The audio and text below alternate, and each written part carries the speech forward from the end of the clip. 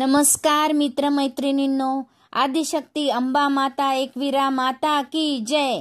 अश्विन शुद्ध प्रतिपदेला शारदीय नवरात्रातील घटस्थापनेला विदर्भ प्रांतीय अमरावतीची कुलस्वामिनी अंबा देवी व एकवीरा देवीच्या दर्शनाला जाऊया. भगवान श्रीकृष्ण व रुक्मिणीच्या स्वयंवराचे स्मरण करून जनार्दन स्वामीला आठवूया. शिक्षणाचे माहेरघर असलेल्या अमरावतीमधील अंबादेवीच्या यात्रेत खरेदी करत आनंद भरभरून लुटूया. महाकाली, महालक्ष्मी, महासरस्वती या तिन्ही रूपातील स्त्री शक्तीचा सन्मान करून आजच्या सर्व क्षेत्रातील स्त्रियांच्या कार्याचा गौरव करत स्त्री शक्तीचा जागर करूया. स्त्री शक्तीचा जागर करूया व नवरात्र कन्या पूजनाचा अर्थ समजून घेऊया.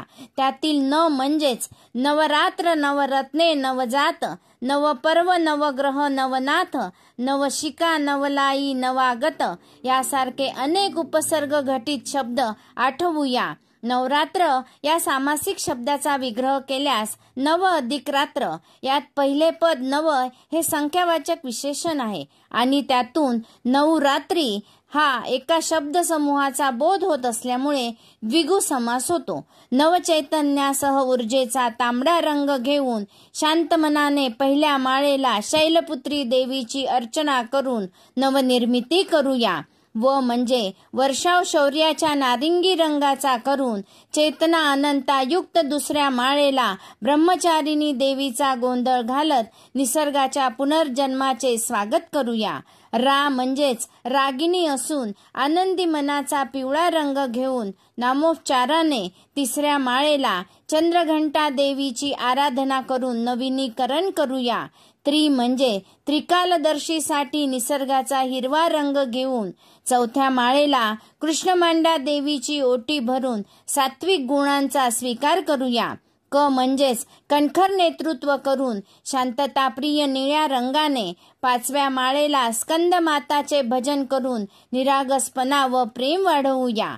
ज्ञा म्हणजेच न्यायबुद्धी वापरून आत्मज्ञानाचा जांभळा रंग घेऊन सहाव्या माळेला कात्यायनीचा सप्तशती पाठ करून गरबा दांडिया खेळूया.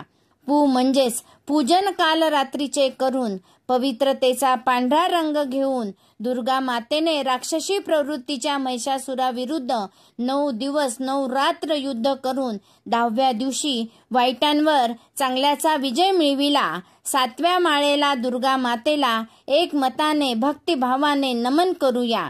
ज म्हणजे जगतजननीची आरती करून जीवनाच्या उच्च ज्ञानाचा राखाडी रंग घेऊन 8व्या माळेला महागौरीला श्रद्धापूर्वक नैवेद्य दाखवून घागरी फुंकून रजतम गुणांचा त्याग करूया. न म्हणजेच नवसंचार करून प्रेमाचा गुलाबी रंग घेऊन 9व्या माळेला सिद्धिदात्रीची सेवा करून जोगवा मागत प्रावीण्य आणि मुक्तीसह आरोग्याच्या दृष्टीने शक्य होईल तसे उपवास करत पायी चालत अखंड नंदादीप तेवत उपासना करूया.